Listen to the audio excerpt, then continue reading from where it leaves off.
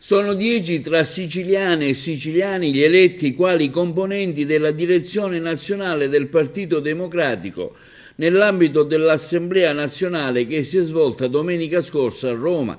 Oltre al segretario regionale Barbagallo, membro di diritto, sono stati eletti anche Marica Cirone Di Marco, Peppe Provenzano, Valentina Chinnici, Sergio Lima, Teresa Piccione, Antonio Rubino, Giovanna Iacono di Agrigento, Peppe Di Cristina, Stefania Marino ed Erasmo Palazzotto.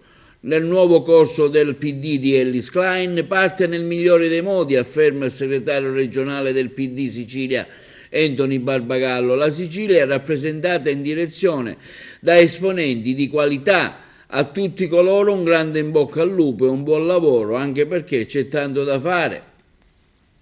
E in una nota stampa l'onorevole Giovanna Iacono afferma come è per me un onore poter rappresentare in quella sede la voce della Sicilia e della mia provincia, ma anche essere parte di un percorso di rinnovamento e di rinascita. C'è tanto entusiasmo, continua l'onorevole Iacono, intorno a noi, grazie alle elezioni di Ellis Klein. Adesso il compito in cui tutti dobbiamo spenderci è di non tradire queste aspettative.